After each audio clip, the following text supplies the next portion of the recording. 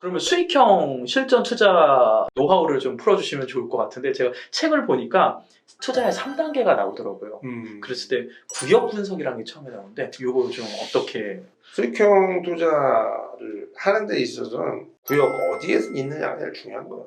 입지죠, 네, 입지. 입지. 이게. 네. 그러니까 지나간 사람한테 대한민국에 있는 아파트를 하나 당신 주겠어.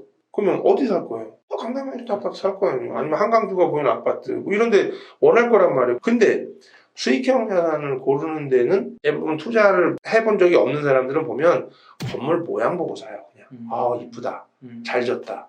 아무 근거도 없는 기준으로 본다는 거지. 제일 중요한 건 구역이에요. 좋은 데 살면 살수록 공실이 없어요. 자체적으로 돌아가는 수요가 완벽한 지역이라는 거예요. 구역이 제일 중요하다. 두 번째는 수익률 계산이에요. 그럼 구역이 정해진 다음에 그 안에서 건물에 대한 성적을 매겨보는 거지. 근데 이 건물 정도 중개할 수 있는 공인중개사들은 다 만들어서 줘요. 주는데 그게 맞지 않다는 거죠.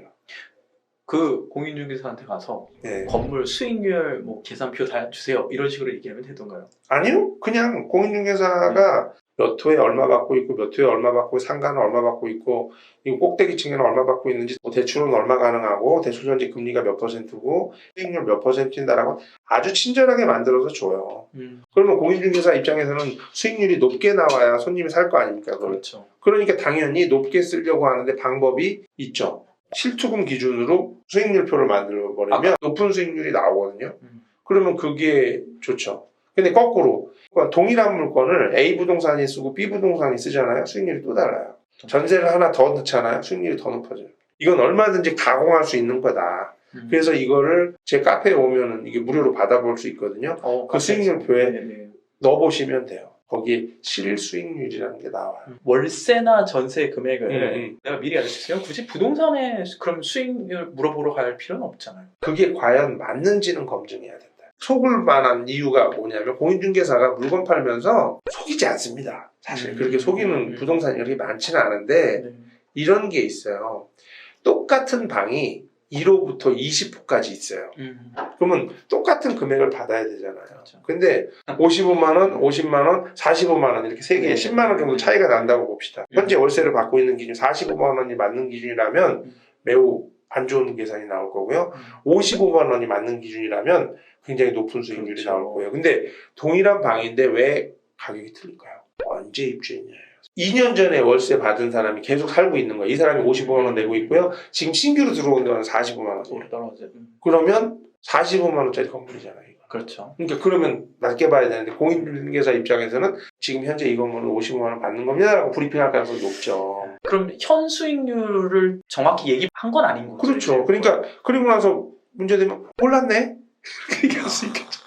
아 그런가? 이렇게 얘기되는 거예요. 계약서 보기 전에 모르잖아요. 근데 건물을 사러 가거나 할 때 월세 계약서를 다 보여주지는 않잖아요. 안 보여주죠. 안 보여주죠. 그렇기 때문에 내가 그 시세가 어느 정도 하는지를 알아봐야죠. 그러면 구역을 분석해서 일단 건물 모양, 뭐 땅 그런 걸 이제 해서 내가 확정을 잡고 또 그 안에서도 여러 건물이 있으니까 수익률을 따졌더니 괜찮았어요. 근데 여기서 이제 또 마지막 가용 현금화라는 그런 게 있었는데 이거는 이제 어떤 부동산 가면 제일 먼저 물어보는 게 그거죠. 투자금은 얼마나 되는지, 실투금은 얼마나 됐습니까? 한 3억 있습니다. 그럼 통장에 3억 있는 거잖아요. 통장에 3억 있는 사람이면 한 5억 있는 거예요, 실제. 왜냐하면 여러 가지로 대출할 수 있는 것들이 많아요. 근데 그런 것들을 모르고 지나간다는 거예요. 그래서 이게 우리가 전쟁을 하잖아요. 우리 병사가 몇 명이는지 예측해야 싸워서 이기는지 지는지 알 거 아니에요. 근데 그 중에서 우리나라에는 계산하는 기준이 하나 더 있죠. 예비군. 예비군. 그렇죠. 예비군이 뭐냐면 가용. 쉽게. 현역 군인은 내 진짜 갖고 있는 내 현금 통장에 있는 돈이고 전쟁이 났을 때 가용할 수 있는 돈. 그게 예비군이에요. 어떤 거냐면 내가 청약 통장에 1,000만 원 넣어놓고 있어. 근데 은행 가서 대출해달라면 해주죠. 1,000만 원까지는. 청약 통장 깨지는 게 아니란 말이에요. 항상 내가 가용할 수 있는 게 내 돈 플러스 가용연금까지도 다 파악하고 있어야지 된다는 거예요. 수익형을 갖다가 이제 투자할 수 있는 준비가 다 됐다. 사람이 있을 때 다세대 다가 건물 투자한다 그러면 투자해야 되는 이유를 좀 얘기를 해주실 수 있을까요? 다세대 다가구가 법정 용어이기 때문에 이렇게 쓰는 건데 원룸형 건물 네네. 그거를 저는 투자한다는 거죠.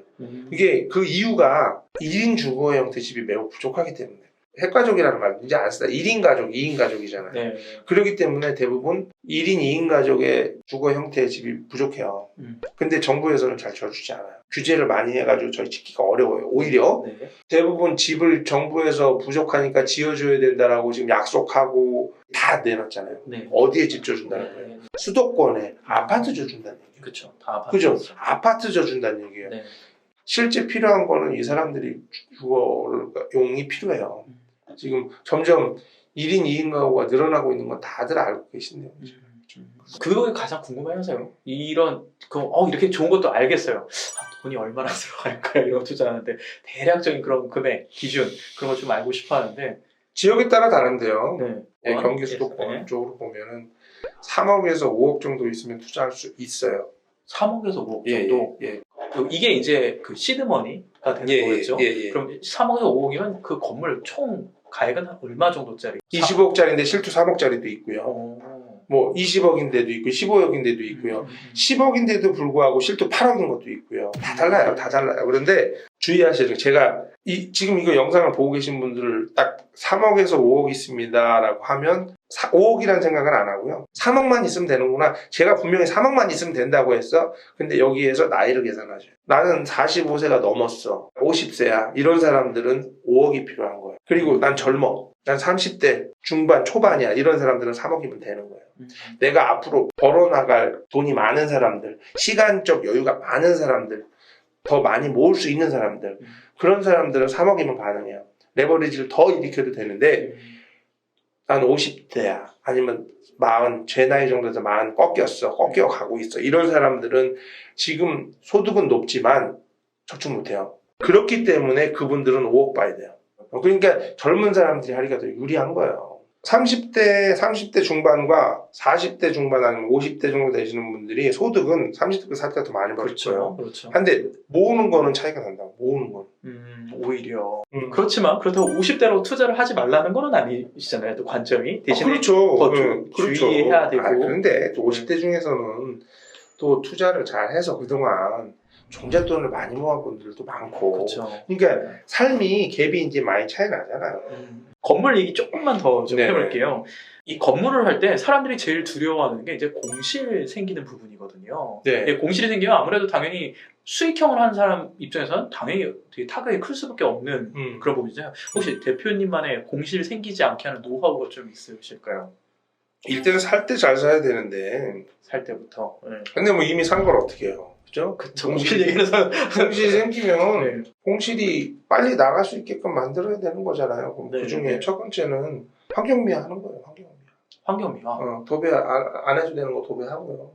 등 안 갈아도 되는 거 갈고요. 좋은 걸로. 조금 더. 소규모 리모델링. 그렇죠. 들어왔을 때 좋게끔. 그래서 뭔가라도 편의시설에도 하나 더 넣어줄 수 있는 그런 식으로 하고 그래도 안 나가면 뭐 그 다음 단계로는 뭐 복비도 더블 준다든지 아니면 단기를 좀 준다든지 뭐 이런 식으로 전향을 하는 거죠. 근데 뭐 하여튼 복비 더블 준다 그러면 금방 나와요. 월세를 까는 건 거의 맨 마지막 단계잖아요, 이게. 월세도 좀 줄여주는 경우는 있어요. 근데 절대 주의할 거는 보증금을 낮추시면 안 돼요. 보증금을 낮추면 안 돼요? 보증금만 낮추지 않으시면 돼요. 관리하시는 호수가 되게 여러 채가 있으시잖아요. 그래서 그게 이제 혹시 개인 명의로 하시는지 법인으로 하시는지? 지금 법인으로 다 하고 있어요.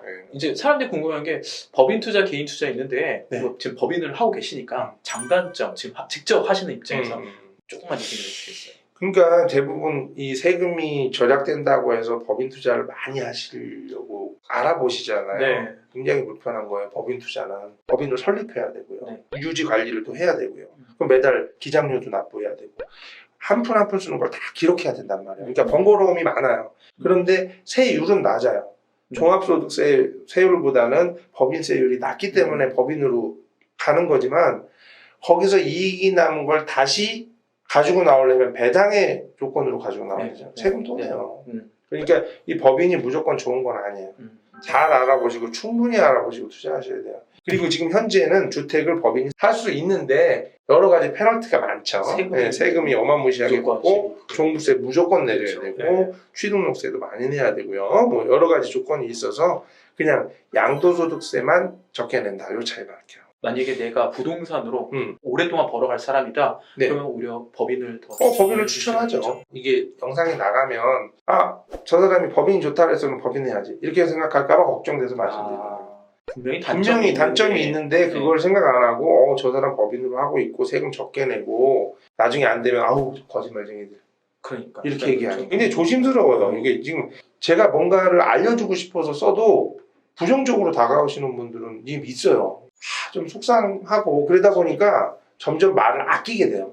저도 조금 첨언을 드리면은 법인은 분명히 이게 회사잖아요. 네네. 회사고 회사는 사업이라는 관점. 그래서 이게 부동산 단순 투자가 아니라 내가 하나의 사업체를 꾸려 나간다. 그러면 원래 보통 사람이 사업한다 그러면 그렇게 쉽게 느껴지지는 않잖아요. 그렇죠. 그렇게 생각하고 부동산을 바라보는 게 좋을 것 같아요. 그렇죠. 그래서 그거를 꼭 잊지 않으면 참 좋을 것 같습니다.